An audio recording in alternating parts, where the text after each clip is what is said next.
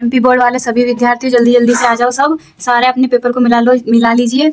जैसा मैंने आपको बताया था बिल्कुल वैसा ही पेपर फंसा है आपका। मैंने जो भी आपको ग्रामर पढ़ाई थी पूरी की पूरी ग्रामर आई है इस बार, तो जल्दी से मिला लीजिए आपका पेपर। तो ये सेट ए का पेपर है जो कि आपको ABCD दिन 3-4 में दिए होंगे।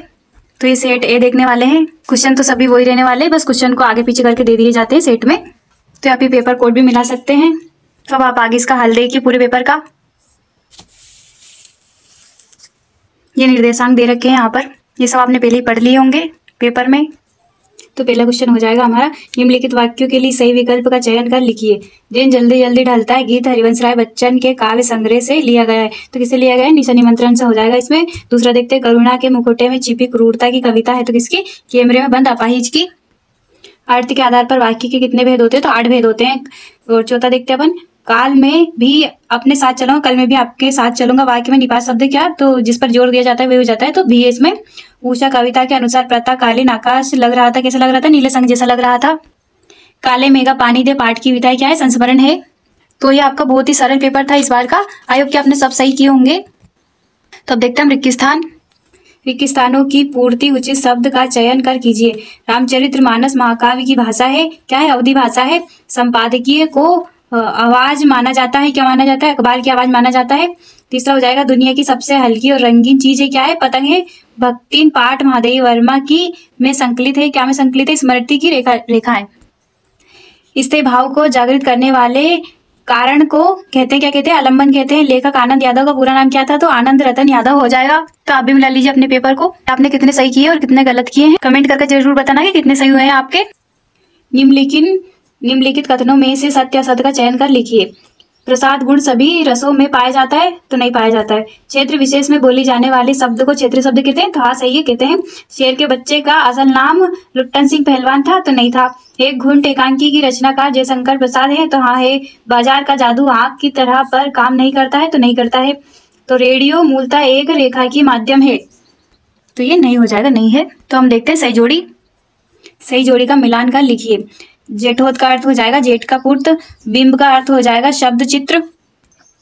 झूठ हो जाएगा केशव प्रथम वीर। अतीत में दबे पांव हो जाएगा यात्रा वृतांत। फ्रीलांसर पत्रकार। अलग अलग खबरों में लेखन। समाचार लेखन की शैली होती है, उल्टा प्रामीण होती है। और कॉलेज ऑफ प्रेस्टीज का अर्थ हो जाएगा धार्मिक अनुशासन का स्थान। कॉलेज ऑफ प्रिस्टेट्स का अर्थ हो जाएगा धार्मिक अनुष्ठान का स्थान। तो जल्दी जल्दी सही जोड़ी को मिला लीजिए। अब देखते हैं 5वां सही एक वाक्य में उत्तर।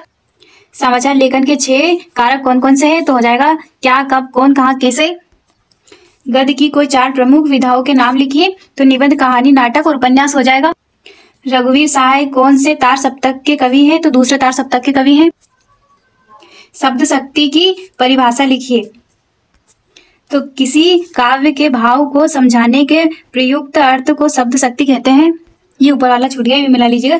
सिंधु सभ्यता की ईंटों की बनावट का अनुपात है, तो 4:2:1। आम के आम गुठलियों के दाम मुहावरे का अर्थ हो जाएगा बार बार लाभ पाना। दूरमील सेवैया चंद्र का दूसरा नाम हो जाएगा चंद्रकला।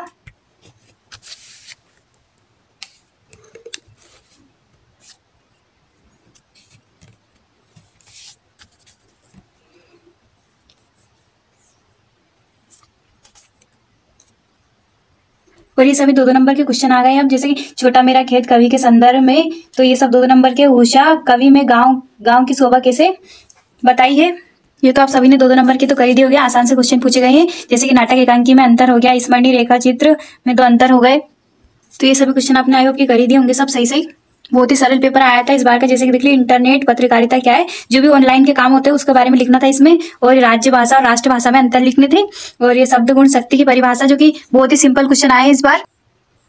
और जो मैंने जीवन परिचय पढ़ाया था वो वही छपा है इस बार। उनकी 2 रचनाएं, भाव पक्ष, कला पक्ष, तो आपने पढ़ा ही होगा। अगर आप पहली बार मेरा वीडियो देख रहे हैं तो लाइक करें और चैनल को सब्सक्राइब करें, ताकि आने वाली हर वीडियो आपको जल्दी मिल जाए और आपको एग्जाम में अच्छी तैयारी करने का मौका मिले। तो यहाँ पे पूछ रहा है जैनेन्द्र कुमार और धर्मवीर भारती का साहित्य परिचय, तो आपने कर ही दिया होगा। ये भी जो मैंने बताया था आपका एप्लीकेशन, वही संवाद में पूछ लिया है। पिताजी एवं पुत्र के मध्य वार्षिक परीक्षा की तैयारी विषय पर संवाद लिखिए। तो आपको संवाद लिखना था इस पर। तो ये आपका गद्यांश हो जाएगा और ये पद्यांश हो जाएगा ऊपर का। आई होप कि आपने सब अच्छे से कर लिया होगा। और ये भी मैंने बताया था, वो आ गया है। अपने मित्र को बधाई पत्र देना था। तो ये इनमें से एक निबंध लिखना था कि आपने लिख ही दिया होगा, या तो नारी, भारतीय नारी पर, या स्वच्छता पर, किसी भी एक पर लिखना था आपको। अगर आप आगे भी ऐसे वीडियो देखना चाहते हैं, पेपर मिलाना चाहते हैं, तो वीडियो को देखकर चैनल को सब्सक्राइब कर लीजिएगा। तो ये सेट ए था, अगर आपका जो भी था आप इसको देखकर मिला लीजिएगा। तो हम मिलते हैं नेक्स्ट वीडियो, तब तक के लिए बाय बाय।